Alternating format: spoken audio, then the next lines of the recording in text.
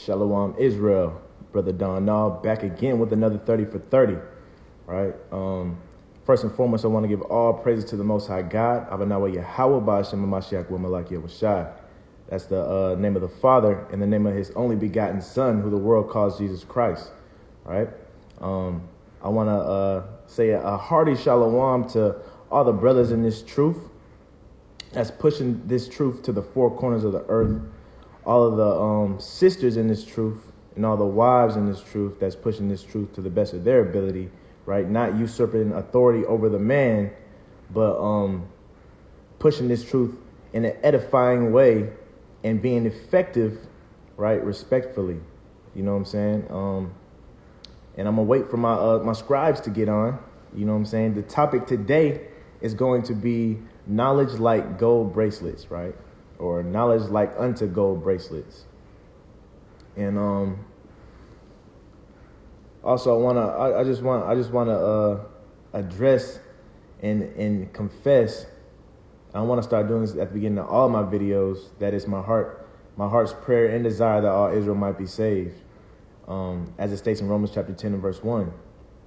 That's why we do this, right? So the edification can get pushed forward, so our people can wake up, break strongholds, and serve the Lord the way it's supposed to. And it really ties into this lesson, knowledge like unto gold bracelets, right?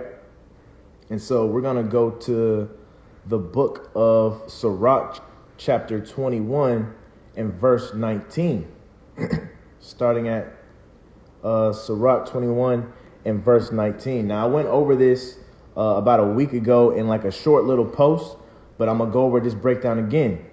And this is Sirach or Ecclesiasticus, chapter 21, verse 19, in the Good News translation, right? We do the KJV a lot, but we can also do comparative text if they make sense, you know, and we kind of got to dig through to make sure that they're in line with what is actual context, right? And so this is Sirach 21 and 19 in the Good News translation. To a person without any sense, an education is like handcuffs. But to a sensible person, it is like gold bracelets. An intelligent person will smile quietly while a fool roars with laughter.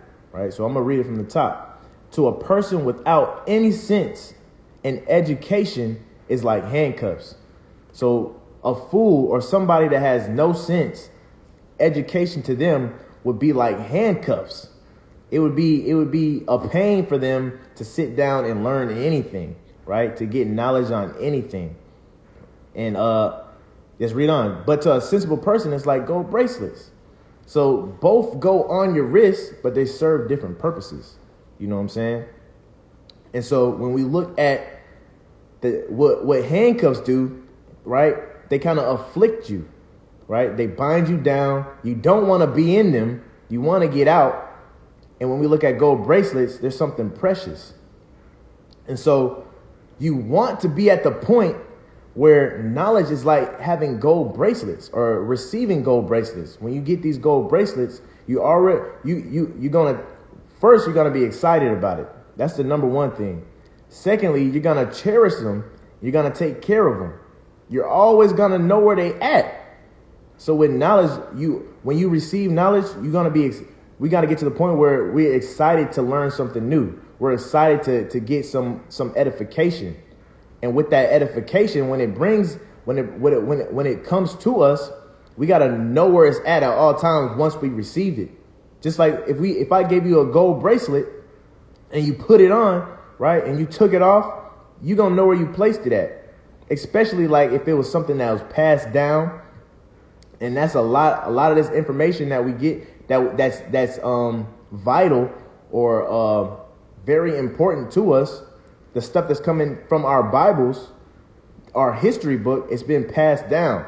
Just like you would cherish something that was passed down from your father or from your mother or your grandfather or your grandmother. The same thing with this knowledge. We're supposed to cherish it. Just like what's the word I'm looking for? I was gonna not a souvenir, but something close to you, right? You're going to cherish it like it has some sentimental value, right? You're always going to know where it's at, and you're going to keep it sharp. You're going to keep it looking good.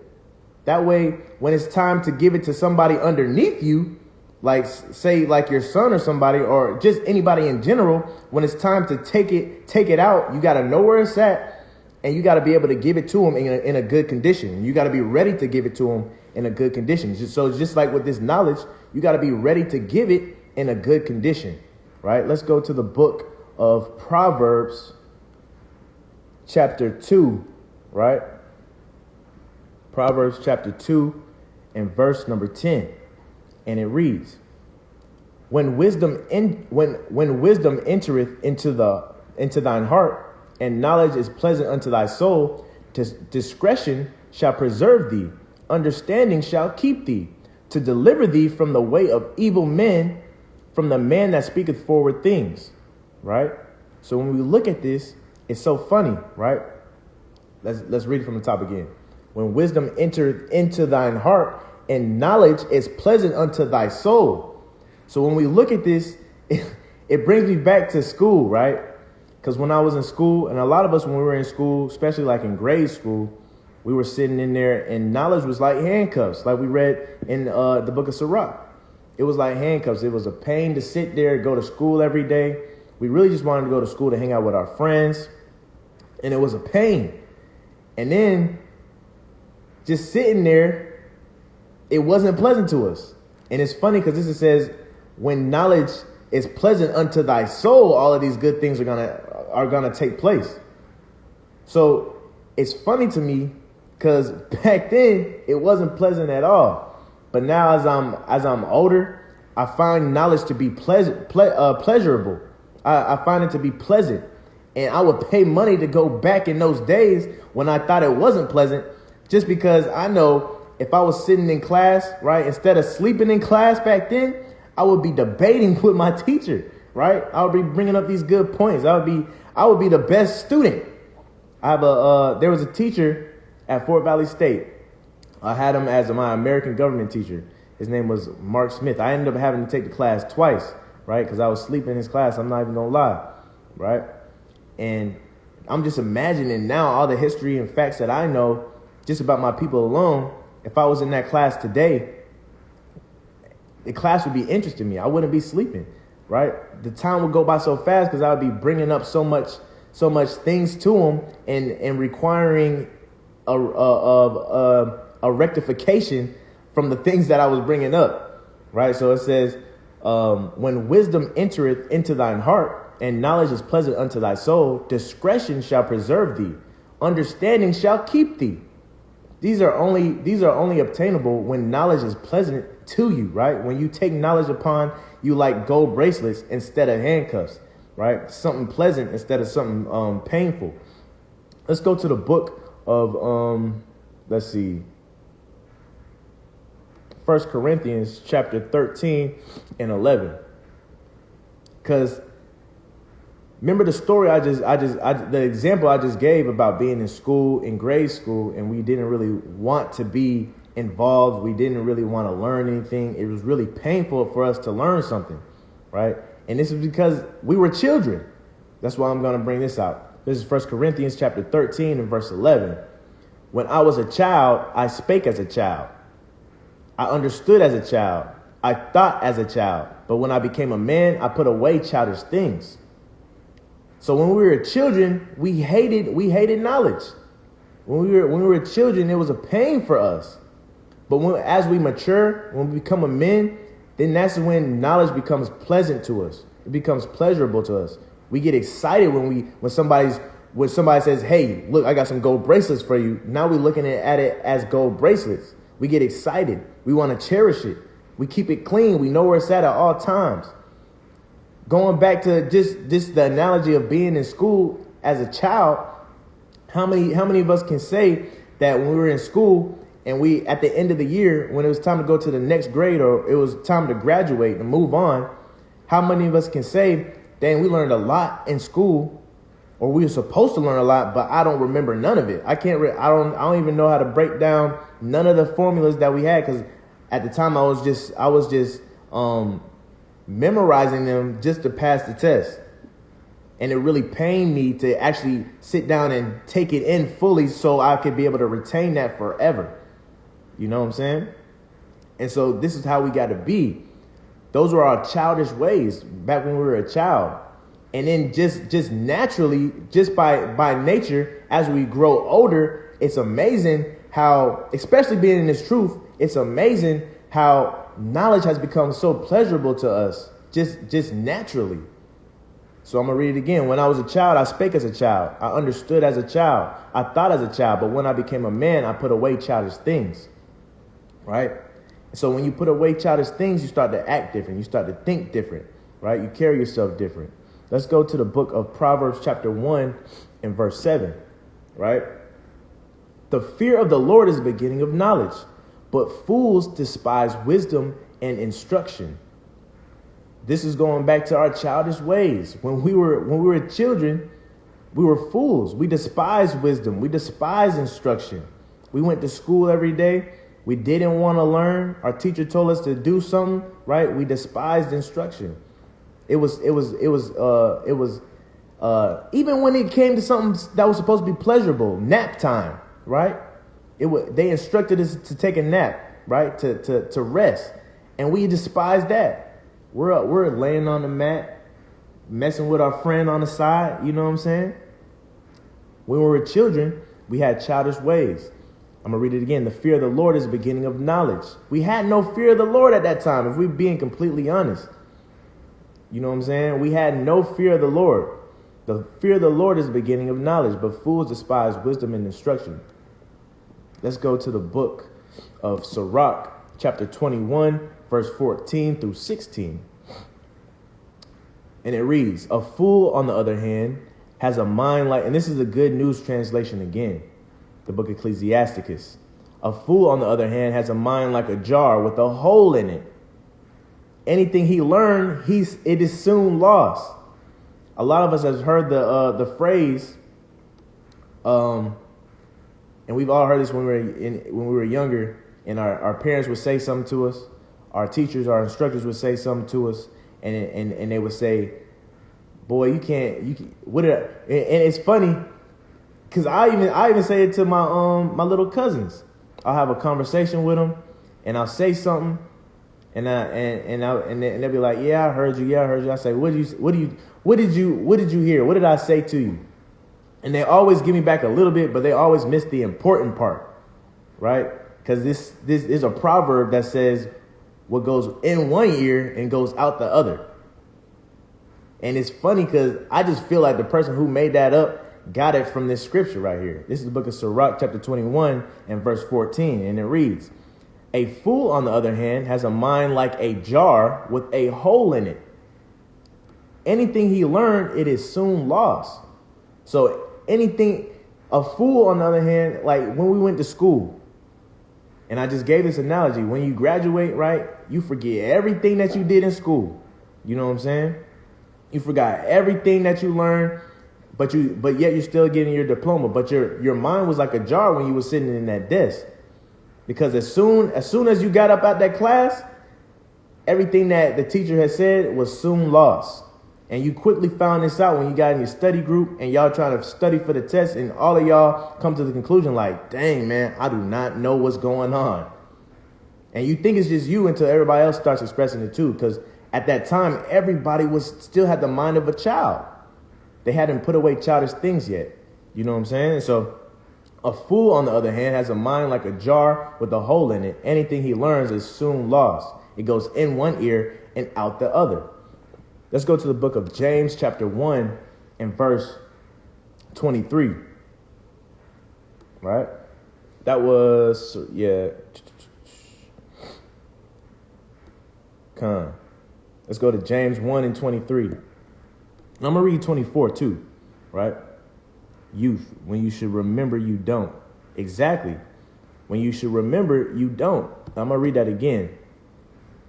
And I'm going to get that in Corinthians.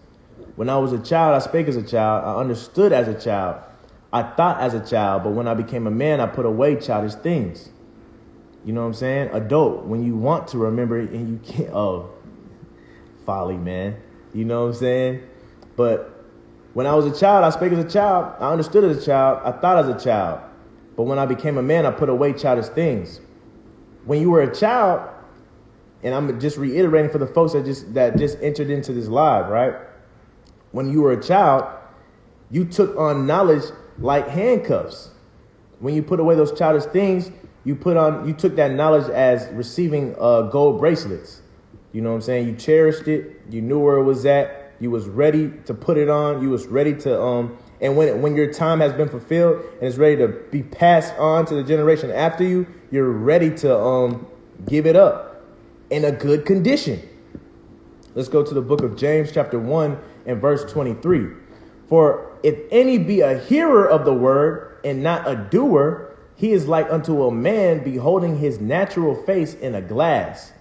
For he beholdeth himself and goeth his way, straightway forgetteth what manner of man he was. So what this is, we got to break this down, right? Because this is really deep when you think about it. For if a man be a hearer of the word and not a doer, we know that the doers of the word, it's not just the hearers of the word that are justified, it's the doers of the word that are justified, right?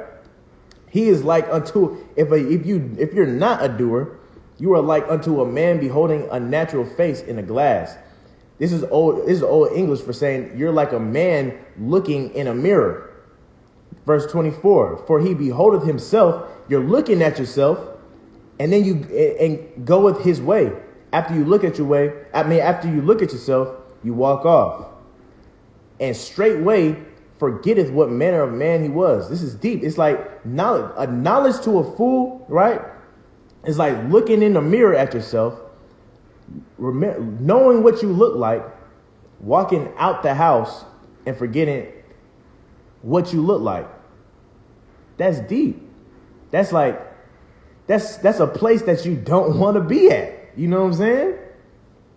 That's what we kind of do too, right? In the world, they call it being a blonde.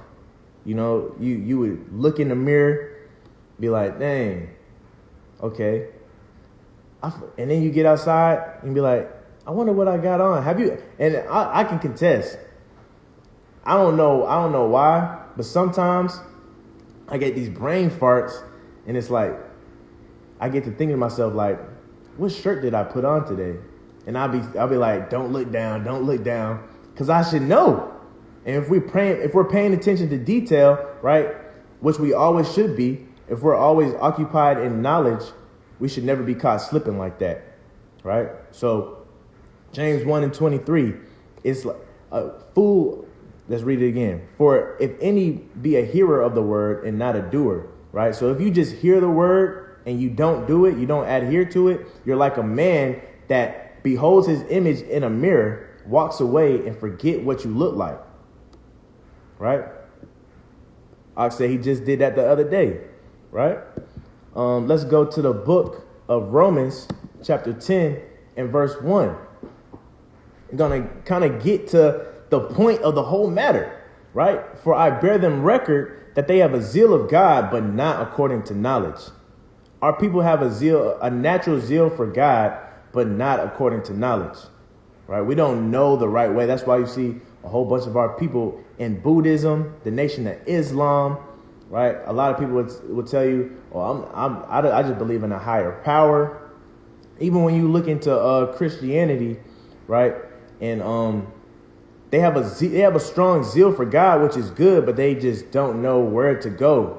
And the crazy part is they think they found the truth, but they're just lacking something. Like if you ask them a simple question like, "What is sin?"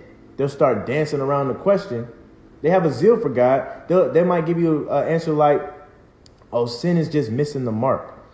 Sin is going anything that's against God's will. Sin is, and they get really close, right? They have a zeal for God. They're right there, but it's not according to knowledge. And we got to understand what that knowledge is. Let's go to the book of Hosea, chapter 4. I'm going to read that again, right? For I bear them record that they have a zeal of God, but not according to knowledge. And the knowledge, right, is this book. It's these scriptures, these laws, statutes, and commandments. You know what I'm saying? Brother said they'll say, I'm saved. And you ask them, saved from what? And they they'll give you 10 different, if you got 10 different Christians in the room, they'll give you 10 different answers, you know, because their zeal is not according to knowledge. Even though they might have good intentions, it's still not according to knowledge, which is this book. And the sad part is, this is why I mentioned in the beginning that it was my heart's desire and prayer that all Israel might be saved. Not just the ones in the truth, but the ones out of the truth. Because the sad part is, if we go to Hosea chapter 4 and verse 6, my people are destroyed for a lack of knowledge. So whether they obtain that knowledge or not, some of them and most of them will be destroyed for it. And that's why we push this truth, right, to the four corners of the earth, so our people can get it, so it can sink in, it can take hold of them, and then it'll be like in Sirach chapter 21. You have a conversation with somebody that's into a different doctrine, right? It'll be like Sirach 21 and 19, right? To a person without any sense and education is like handcuffs. When talking to them, it's like you putting them in handcuffs. It's something different to them.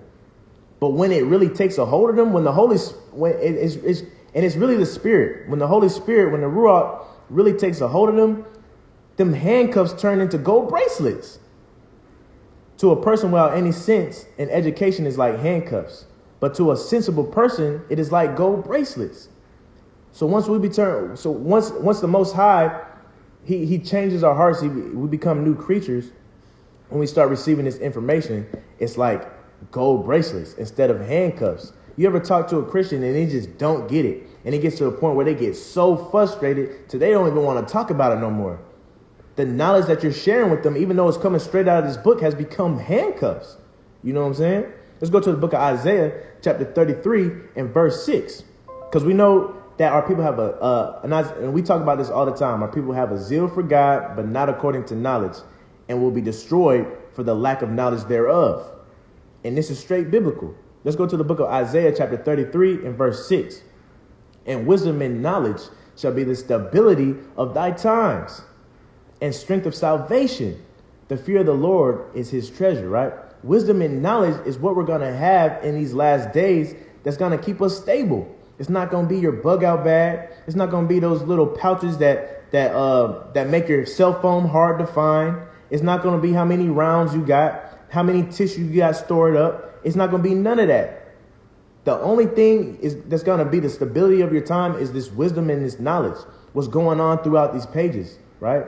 If you receive this knowledge like gold bracelets, if you keep it as a treasure, instead of hoarding up tissue and treasuring tissue, why don't you hoard up some of these scriptures, right? Hoard up some of this knowledge and this wisdom and treasure it like gold bracelets, right? And be ready to, and so when all hell breaks loose, you're not thinking, do I have enough tissue?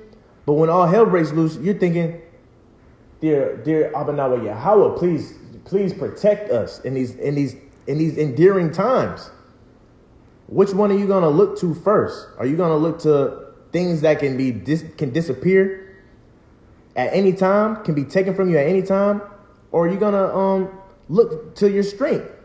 Because it says that wisdom and knowledge shall be the stability of thy times. And not only that, if we keep reading, it says the strength of your salvation. So when it comes to these end times and we know scary times are headed, what's going to be our stability? This knowledge and wisdom. And the simple things confound the wise. Why? Because it sounds cliche and it sounds almost, to somebody that's faithless, it sounds powerless to say, I don't need to worry about nothing. I just got to worry about this knowledge, this wisdom, and this understanding, right? It sounds so cliche and it sounds like it has no effect. But it has the people that are rooted within this knowledge and this wisdom and this understanding, they're gonna be the ones, they say, the strongest survive, right? The survival of the fittest. The survival of the fittest are the ones that are the strongest with this knowledge and this wisdom. At the end of the day, it's not gonna be who has the most toilet tissue, who has the most gasoline in their cars, who has the most rounds and ammunition. It's not gonna be that. They get the riches of the kingdom, right? You know what I'm saying? Because when all hell breaks loose, you can store up as much stuff as you want to, but the reality of it is somebody can come in and take all of it. You know what I'm saying? Son of Man, write it down and put it in a book, right? He told us to put it in a book because it's important. It's what's gonna save us, right? And the crazy part of this, right? Because if you've been fasting and you've been praying, you won't have to worry about food. And if you consider the ravens, what he does for the ravens, and they neither reap nor sow, yet he takes care of them. If you've been fasting, one, going without a meal isn't gonna hurt you, right? But just knowing that, hey, look, if I focus on these, Matthew 6 and 33, seek ye first the kingdom of God. And everything that you do, seek the Most High first, and everything else that you need will be added unto you. And it's the knowledge and the wisdom.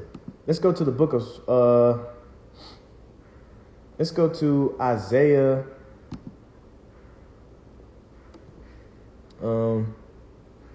Slakia. Let's go to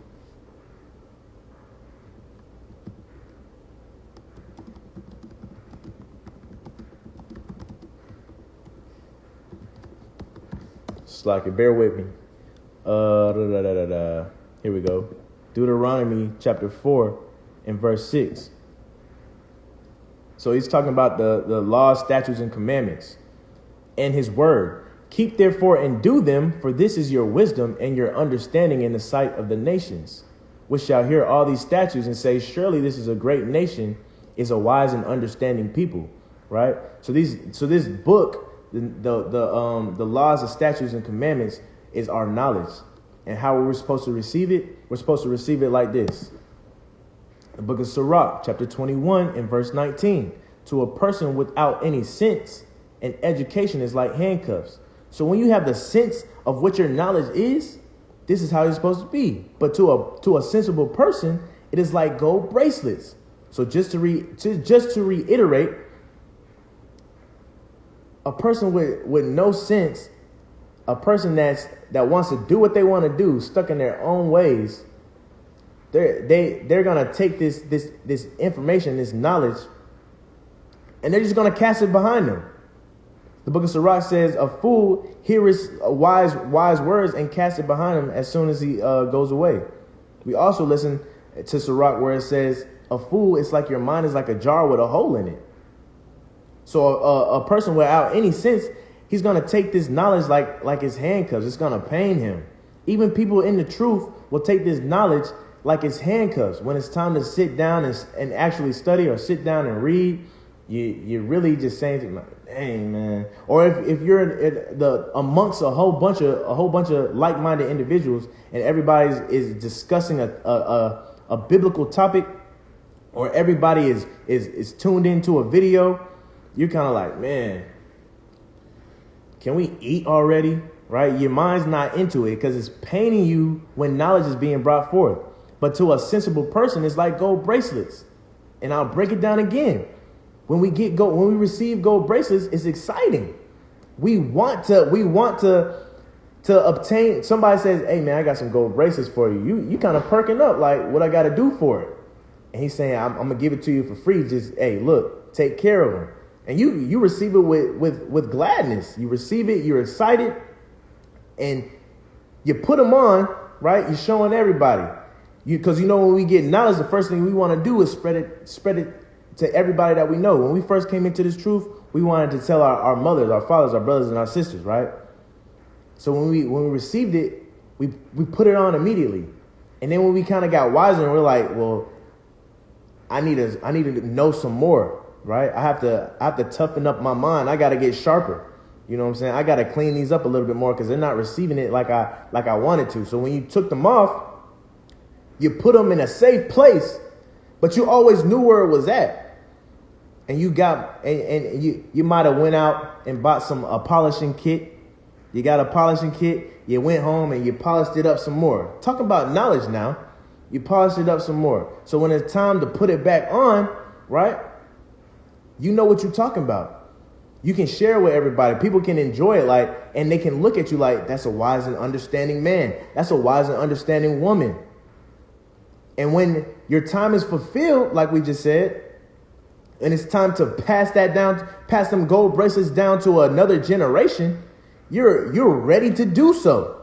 Why? Because you've kept them polished, you kept them clean, and even if you don't know where it's at, you know where to go get it at. You know where that knowledge is. You can bring it back from a fourth time, and you can give it back as if it was brand new, and you can give it to them sharp, sound, and how you got it.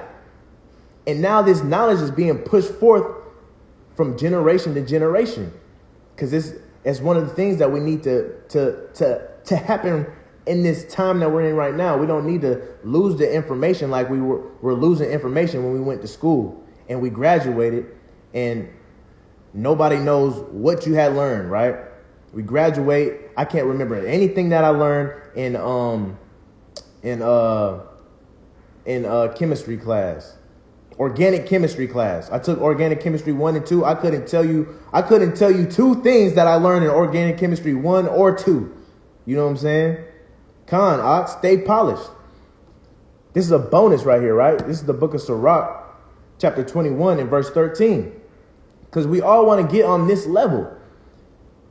And it reads, the knowledge of a wise man shall abound like a flood, and his counsel is like a pure fountain of life.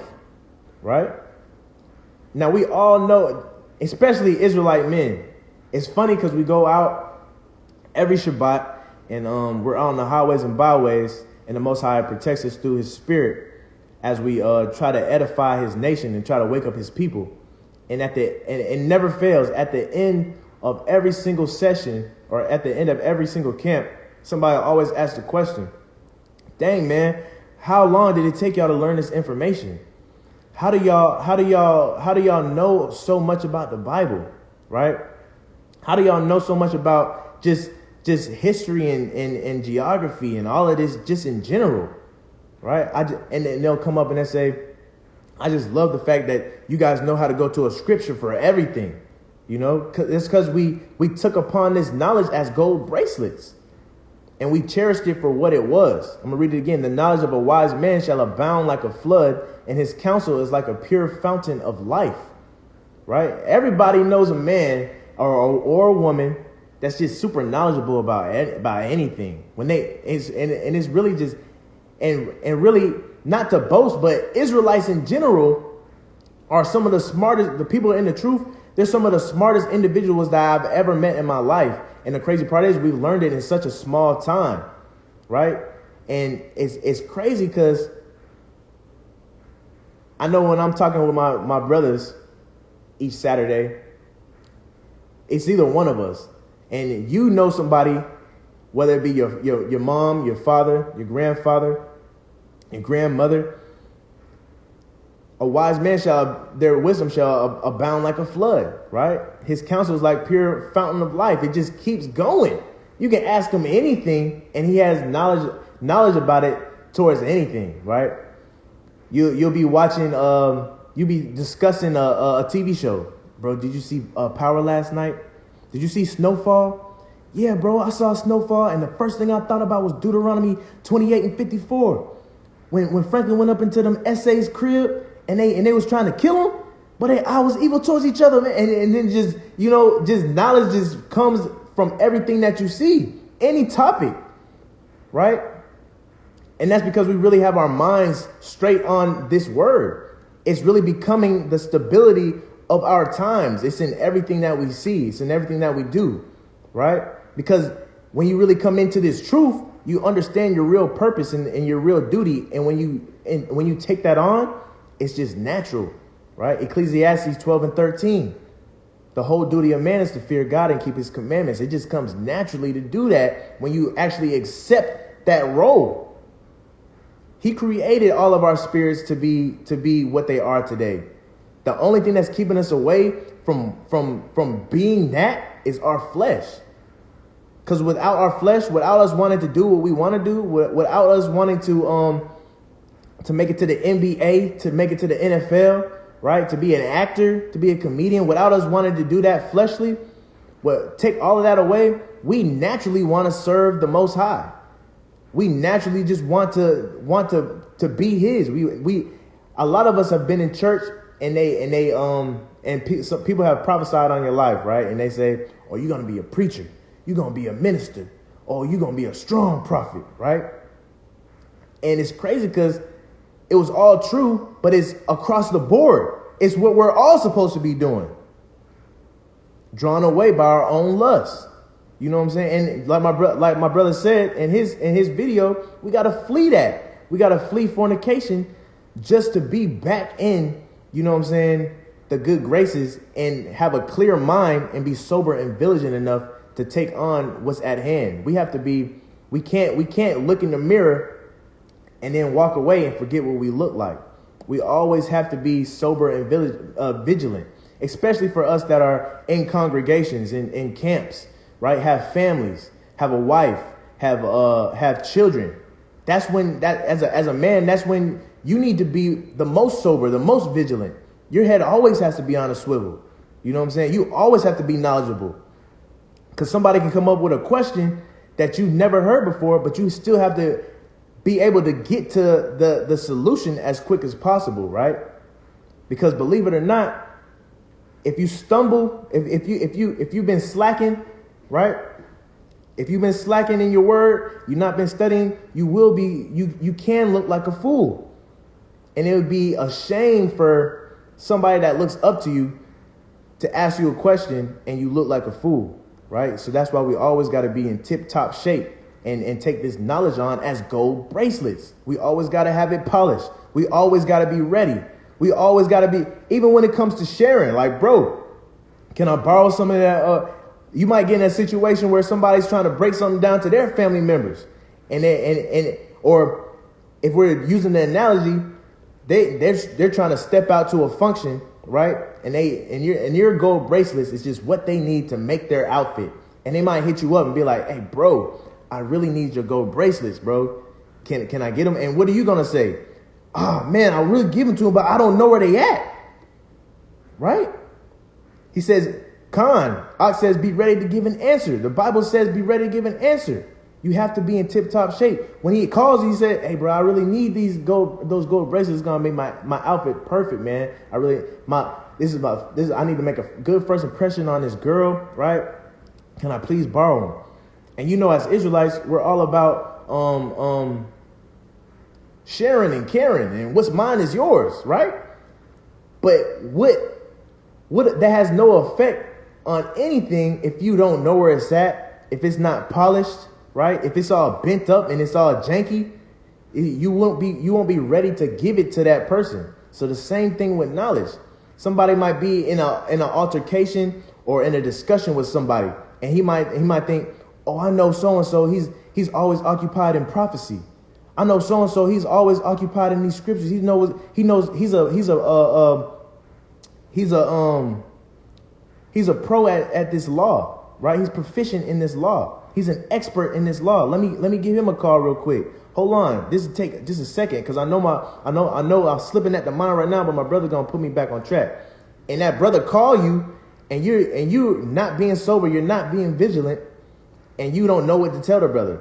Now the brother going back like, "Dang, we're gonna have to revisit this discussion another time." And now at this point, it's like the person on the other end that might have the wrong doctrine, they taking it as a W, right? We have to be a doctor in this law. We have to be a doctor in these scriptures. And as Israelites, it's our job to be a light unto the nations, for the nations to say, "This is a wise and understanding people," right? To do that, we always got to be in tip-top shape. We got to know what we're talking about, right? Not only knowing what we're talking about, on a spiritual level, we have to be spiritually ready to lay hands on folks, right? To pray for folks, to have the faith to know that things are going to work out, right? We can't be Israelites and be caught being weak in our faith.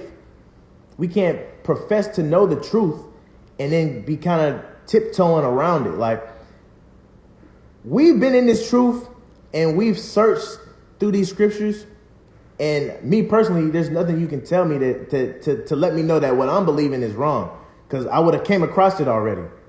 You know what I'm saying? And so it's like, when I'm giving this information out, we have to be not only do we have to be ready to give those gold bracelets up, but we got to be confident in knowing, like, hey, look, when I give you these gold bracelets, I know you're gonna I know she's gonna want to be your wife. I know that you're gonna get compliments when I let you borrow these, right? So when I give you this knowledge, I have full confidence in knowing that, hey, it cannot be confounded. It cannot be put to shame. And that's how we got to be in this truth, right? I'm going to go back to the book of Isaiah chapter 33 and verse 6. Isaiah 33 and verse 6.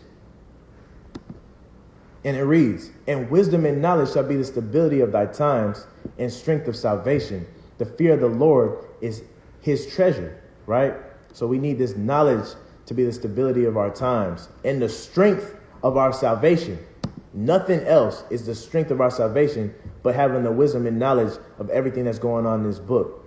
How to carry ourselves, how to love our brother, right? How prophecy is going to be fulfilled. So if you took anything from this lesson, it's to not take on this knowledge as handcuffs, as a pain, but to take on this knowledge like gold bracelets and cherish them. Keep them ready. Keep them polished. Know where they're at all times and be ready to give it out, right? Don't be stingy with it. Be ready to answer any man, right?